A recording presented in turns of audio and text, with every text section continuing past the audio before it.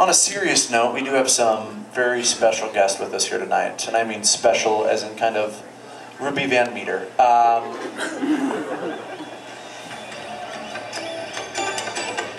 we played cool music for the guests, but I get Marky Mark. I know Kristian's been on the show before. Brent, have you been on the show before? But you've been here a lot, so it's your due to be on the show. We're very honored to have you on here. On here to talk about life, love, and their new film coming out, Hybrid Pioneer. Please welcome Kristian Day and Brent Houzenga.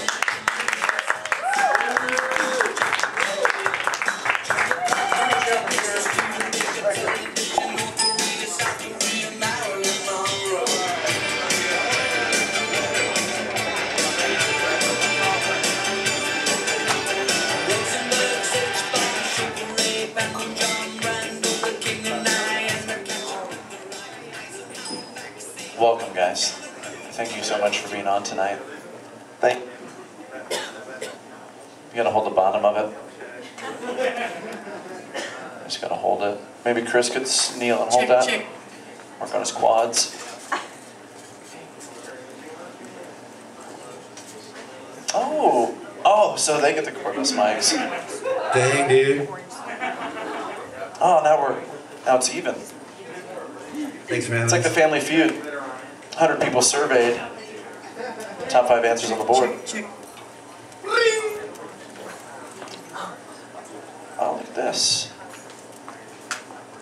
Now we're bowling. All right.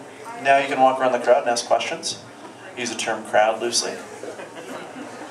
So welcome tonight, guys. Kristian, Brent. Thank you. Who should I start off with here? What's been going on? Kristian, we'll get to you in a second, Brent. Do that. Kristian, what's been going on with you in the filmmaking biz? Well, I worked on a commercial for Francis Sticky, which We saw that. It was great. I saw it on television too. Did you guys see that? The commercial on? I saw it on TV. Round of applause. That's awesome. Then I was actually down here a couple days ago, and I produced a radio ad for Francis. They actually recorded everything in Fairfield, and then met me here, and I decided to headphones and mixed it all and put it all together. It played. At Aura and Crush out in West Des Moines. Yeah. Those places are closed, people. Have you talked to Francis since yesterday? No, I did send some text messages about some ideas, and I was going to hear back on that. Ideas? Well, I had What told now? him, he gave me a copy of his book, and I've been reading it, and after I did the commercial, the ad, I was walking out with the head of the financial campaign for that, the financial part of it, and I said, if Francis loses, let's make a movie about the sustainability idea. And then he's like, oh, can you write Francis a letter? And I really wasn't in any physical writing at that point. What was wrong with you? Yeah. Just too much lemonade that night. Oh. I don't have anything to write on, just use your business card. So I wrote a letter to him. I said, if you lose, let's make a movie. If you win, let's make a movie anyways. So, and when we were up there shooting the commercial, I strategically sat in the front seat of the golf cart as we toured with him and got to know him. And he was asking about the films I did and the business. And I said, I'm starting this whole series called Made in Iowa, and our premiere for the first movie, which is Hybrid Pioneer, is coming up. And he was asking about the whole series I did. And he's like, oh, that sounds very interesting. It's something I might want to talk to you about later on. And then I got to hold his book, and that just seemed like the right move. And now there's kind of like a less conflict of interest because he didn't win, which I'm upset that he didn't win because he was a great candidate. Who voted for Francis Sticky here tonight?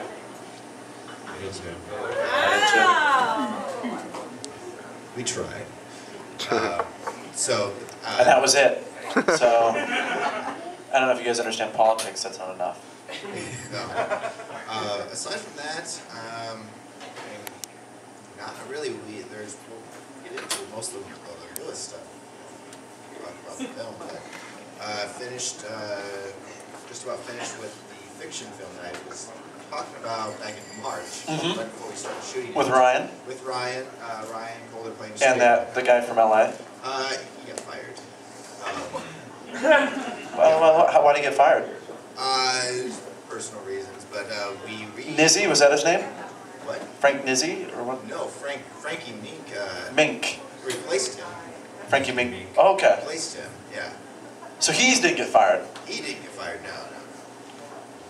But another guy got fired, and we had to reshoot a lot of scenes. But Frankie What are Mink personal also, issues? Stuff I can't.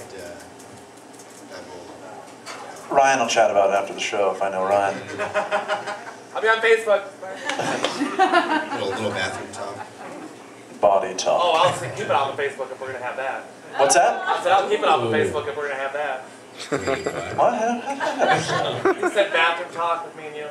Oh, you took pictures of your poop? Shut up. Moving on. You don't even eat corn. Totally uninteresting. Kristian, continue. This is slowly going downhill. Oh. Yeah.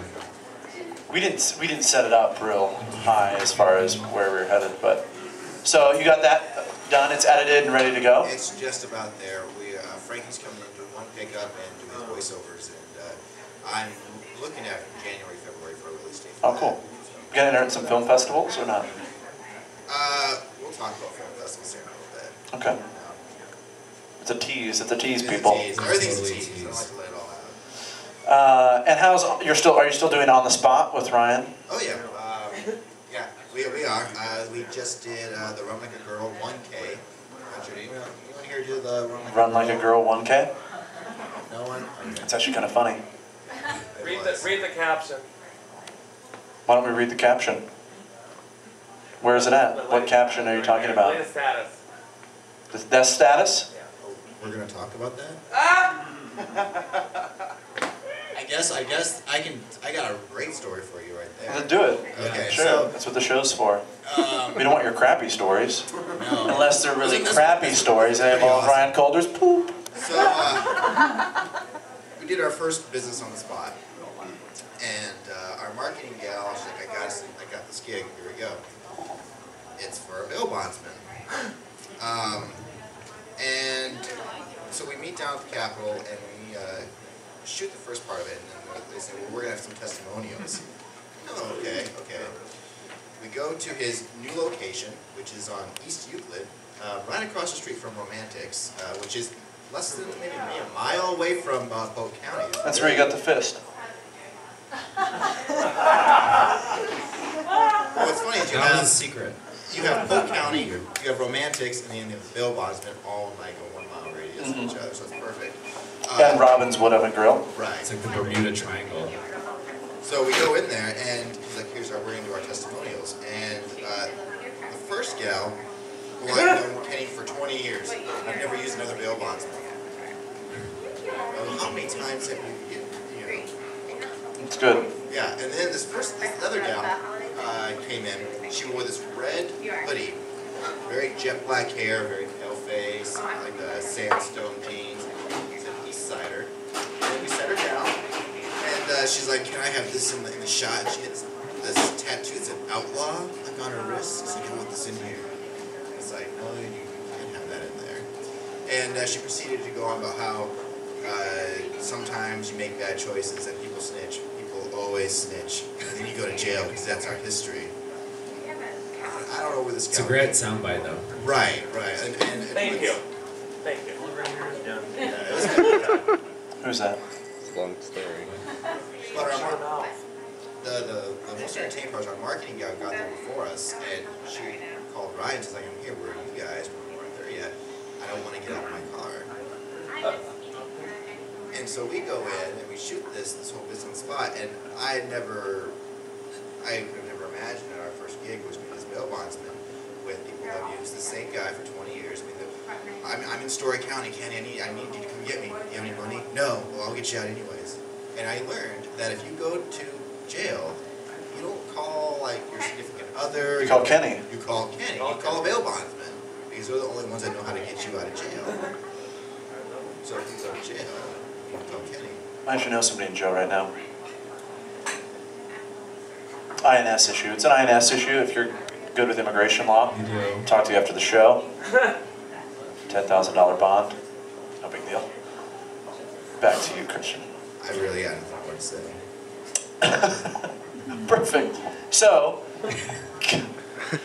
we're great at segues here on the show. I don't know if you've noticed that. Getting back to Hybrid Pioneer. And when I think Hybrid Pioneer, I think a few things, and then like 7th on the list, I think, Brent. And I think of a Prius. Is that weird? Yes. kind of, I think of actually, yeah, like a company car for Pioneer, and it's a hybrid. It's got the Pioneer logo. Got some DuPont people driving it, and they're just having a good time. They've got what CD do you think they have in? They've got Lady Antebellum's new CD in, and they're rocking it. And that brings us to Brent. Local artist extraordinaire and musician. I agree. He concurs. The message is authentic. So how did you get involved in, did he come to you with the idea, or did you go to him with the idea for the movie? Yeah, what happened was Kristian was working on Vessel, the fictional film that he's finishing, and he was doing Andy Warhol like art party scene, and he wanted some body painting done, and but he didn't have any money to like pay me to do it. So he was like, oh, well, maybe we can work out some sort of trade. I'll do like a little promo video or whatever, or we'll work on some sort of fun project together. And I was like, oh, yeah, that sounds cool. So we did the body painting for the film. For free. It's all good, For free. Was it on chicks or dudes? Both. Yeah. That's what he gave me. We both think that's gross for different reasons. Yeah. The dude did have pants on, so that was good. He did have pants on? He had pants on, yeah. When I painted him, when they shot him, he had a G-string on. Who did the rest of the painting? Ryan. Who did the rest of the Why painting? are you doing pictures like I that? played a straight man in the movie. I didn't play that part. It's called So- acting. It was actually my idea for him to have the G-string on, so you can like me for that. So did you finish the rest of the painting then? Because he had some other naughty parts that he did paint. This region. Genital region. So anyway, we did that, and then we got together, and Who got together? You and the guy that you painted? me and the guy that, after we did the scene, me and the guy that I I painted. couldn't follow along. It sounded really suspicious. Yeah. Well, that's what my film is about mostly, me and that guy. It's weird.